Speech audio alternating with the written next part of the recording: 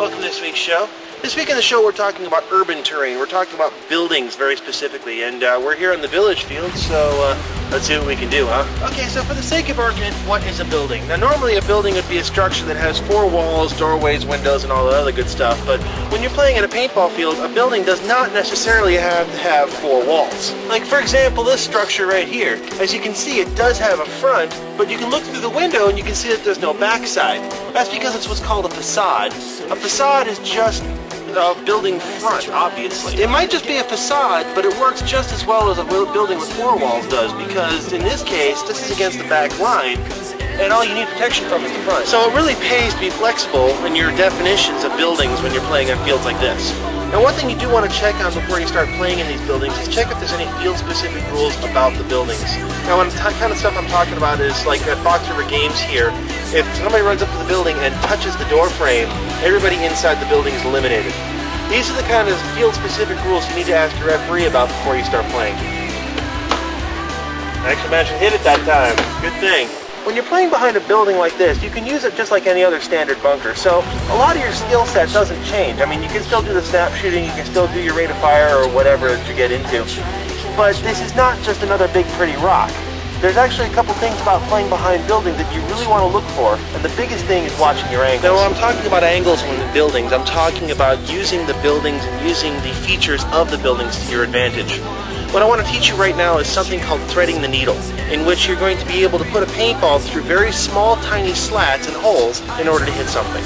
And you know, the one time I don't bring my caution tape is the one time I need it. Now, when you're looking at windows and door frames, you're looking at them usually straight on. But what I want you to do is I want you to look at them from a slight angle like this. It's very similar to tree walking that we covered last year, except you're using this for shooting lanes. Now if you're looking at this from the straight ahead angle right here, if you're looking straight, there's really not a lot to look at, and it really doesn't offer you that much protection. Besides, if you're kind of hanging out in a building like this, you're going to look really weird. Now let's say there's a guy in a window right over there, and I'm behind this building here. If I can line up one slat, another slat, and the window that they're poking through, I can thread the needle and put a paintball on them. Okay, I know what you're saying. You're saying, Tiger, that shot's impossible. I mean, that hole can only be about 1 inch across. Well, guess what? A paintball is 0.68 inches across. If I've got a hole 1 inch wide, I can hit that.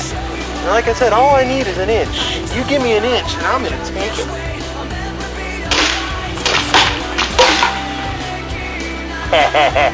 Now, word to the wise, threading the needle works both ways. I mean, you might be behind a building like this and think you're perfectly safe and secure, then somebody gets on you from the angle and drills you in the side of the head, then where are you? I'll tell you where you are. You're walking over to the dead zone. So let's talk about playing inside of a building.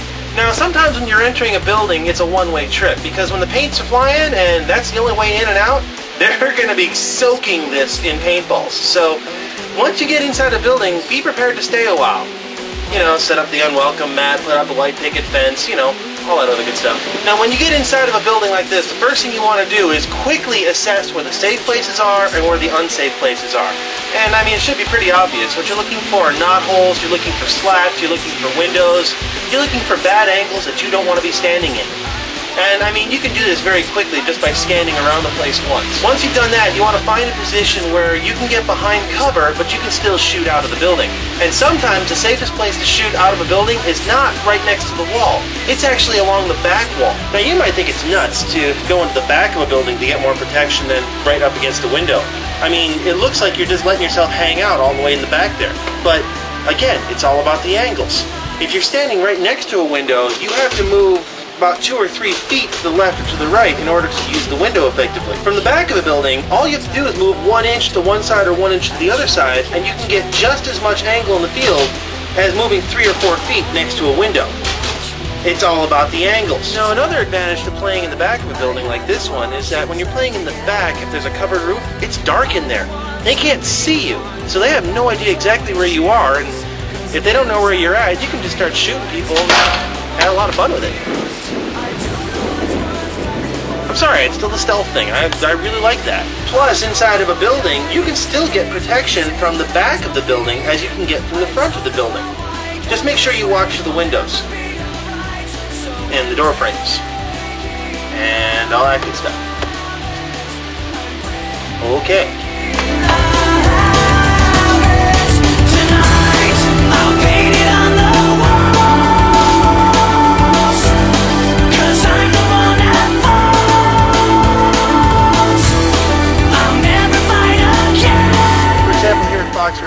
somebody runs up to the building and touches the... Misses. It's weird. Why is it that when I'm demoing a shot, it only takes me 1 or 2? But when I'm in front of the camera, it takes me a dozen.